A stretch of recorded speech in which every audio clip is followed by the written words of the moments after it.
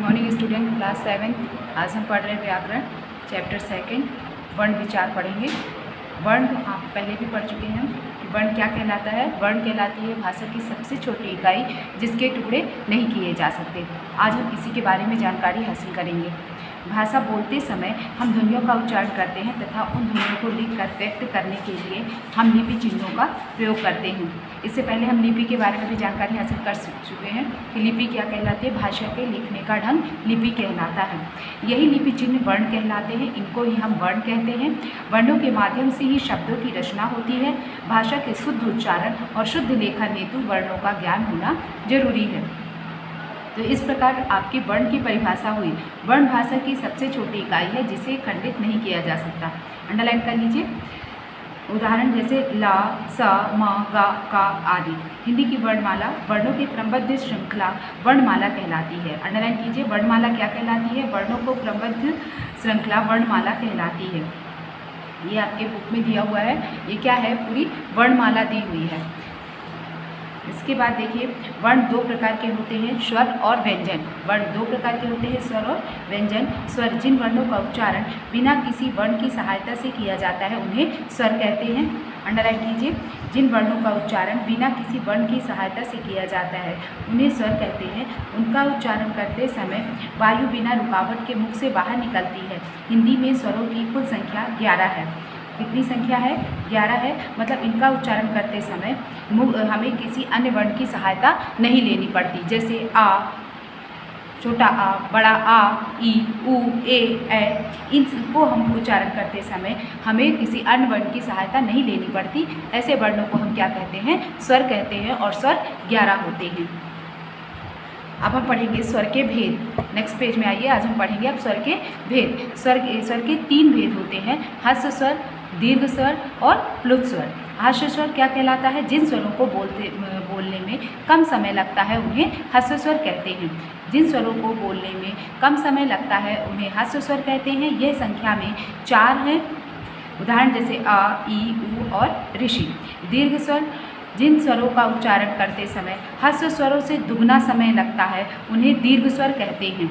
इन नाम से ही समझ में आ रहा है, दीर्घ मतलब अधिक समय लगे। जिनको बोलते समय ह्रस्व स्वर से दुगना समय लगे उन्हें दीर्घ स्वर कहते हैं। जैसे आ, ई, उ, ए, ओ, औ। मतलब बड़ा आ बोलते समय ज़्यादा समय लगा और छोटा आ बस बोलते हैं तो कम समय लगता है, तो उसे हम क्या कहेंगे? ह्रस्व स्वर कहेंगे। और बड़ा आ, बड़ी ई, बड़ा उ, इसको बोलते समय हमें ज़्यादा समय लगता है, इसलिए इसे हम दीर्घ स्वर कहेंगे। इसके बाद आता है प्लुत स्वर। जिन स्वरों के उच्चारण में ह्रस्व और दीर्घ स्वरों से तिगुना समय लगता है, मतलब ह्रस्व और दीर्घ दोनों से अधिक समय, मतलब 3 गुना समय अधिक लगता है बोलते समय, उनको हम क्या कहते हैं? प्लुत स्वर कहते हैं। इसका निशान एस की तरह होता है। इसका उपयोग हम ओम के लिखने के लिए करते हैं। ज़्यादातर हिंदी में इसका इस्तेमाल नहीं होता है। इसके बाद आता है अयोगवाह। अयोगवाह कहलाते हैं जो वर्ण न स्वर होते हैं और न व्यंजन होते हैं, वो अयोगवाह कहलाते हैं। जिन वर्णों को न तो स्वर में रखा गया और न ही व्यंजन में रखा गया उन वर्णों को अयोगवाह कहा जाता है।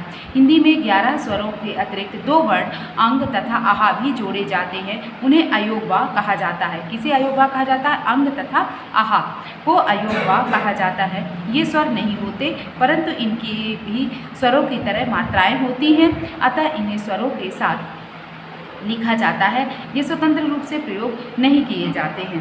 जैसे अंग, संध्या, सायंकाल, आहा का प्रयोग करते हैं, अतः, विशेषतः, प्रातः आदि में। इसके बाद आता है अनुस्वार। अनुस्वार अंग की मात्रा। जब किसी व्यंजन का उच्चारण मुख के साथ साथ नासिका से भी किया जाता है तो व्यंजन अनुस्वार कहलाता है। जब किसी व्यंजन का उच्चारण मुख के साथ साथ नासिका से भी किया जाता है तो व्यंजन अनुस्वार कहलाता है। प्रत्येक वर्ग का 5वां वर्ण पंचमाक्षर कहलाता है। अंडरलाइन कर लीजिए। तो पंचमाक्षर क्या कहलाता है? प्रत्येक वर्ग का 5वां वर्ण, प्रत्येक वर्ग का 5वां वर्ण पंचमाक्षर कहलाता है। इसे अनुस्वार के रूप में भी लिखा जाता है। इसे कैसे लिखा जाता है? अनुस्वार के रूप में भी लिखा जाता है। जैसे देखिए आपकी बुक में दिया हुआ जैसे अंगा है ना, काखा काखा अंगा, 5वां जो शब्द आया वर्ण अंगा, तो उसको ऐसे भी लिखते हैं। आपकी बुक में दिया हुआ पंख और ऐसे भी लिखते हैं पंख। शंख तो इस तरह भी संत लिखा जाता है और इस तरह भी संत लिखा जाता है। आधा ना लगा करके संत लिख देते हैं, और जहाँ हमको आधा ना नहीं लगाना होता है तो हम वहाँ पर अंग की मात्रा लगा देते हैं।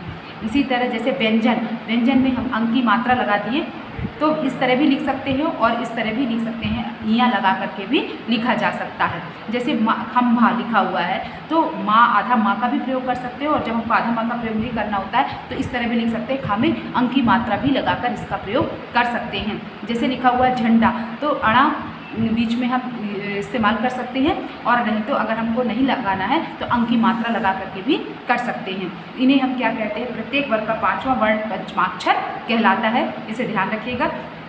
इसके बाद आता है अंतःस्थ तथा ऊष्म व्यंजनों से पूर्व यदि सम हो तो माँ के स्थान पर हमेशा अनुस्वार अंग का प्रयोग किया जाता है। जैसे सम धन योग संयोग, सम धनसार संसार, सम धनहार संहार, सम धनवाद संवाद। अनुनासिक, इसके बाद हम पढ़ते हैं अनुनासिक क्या कहलाता है। इसका उच्चारण करते समय हवा नाक और मुंह दोनों से निकलती है। अनुनासिक का जब हम उच्चारण करते हैं तो हवा जो है नाक और मुख दोनों से बाहर निकलती है।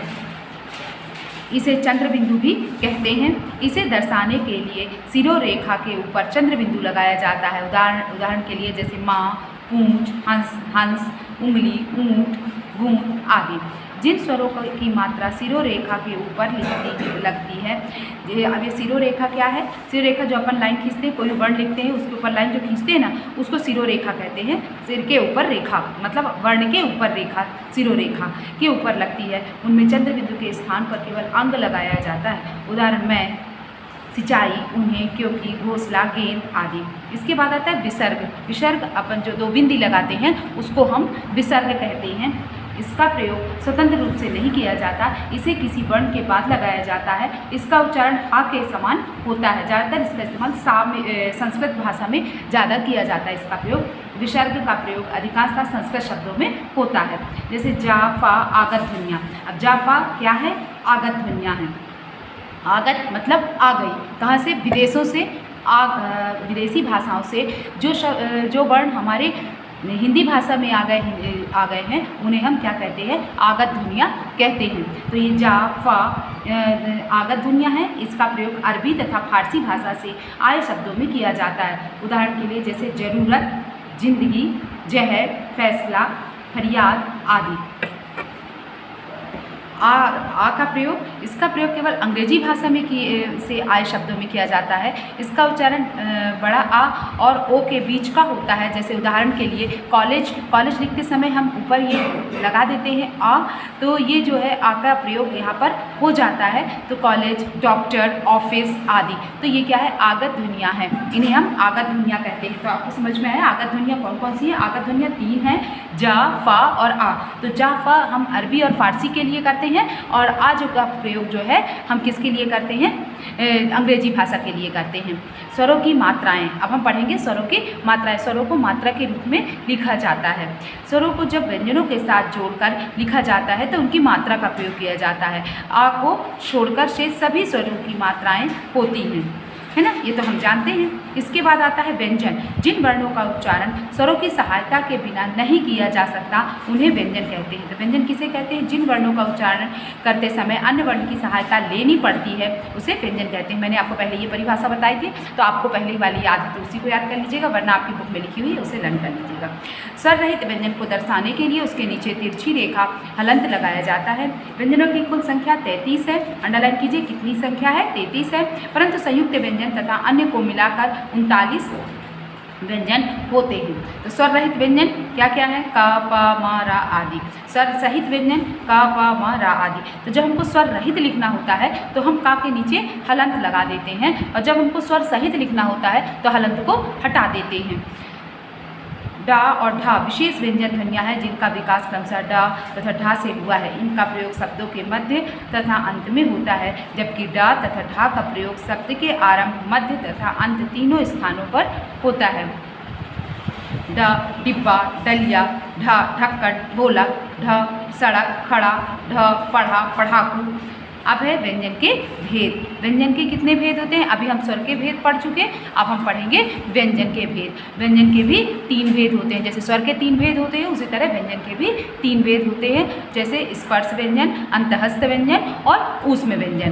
तो स्पर्श व्यंजन क्या कहलाते हैं? स्पर्श से ही समझ में आता है छूना, है ना, ऐसे व्यंजन जो कि किसी चीज़ को छुए। तो जिन वर्णों का उच्चारण करते समय जिह्वा मुख के विभिन्न अवयवों का स्पर्श करती है उन्हें स्पर्श व्यंजन कहते हैं। ये आपकी बुक में दिया हुआ है, अंडरलाइन कर लीजिए। और जो पहले मैंने परिभाषा बताई थी अगर वो याद है तो उसी को लिख लीजिएगा, ठीक है, और इसको नोटबुक में लिख लीजिए।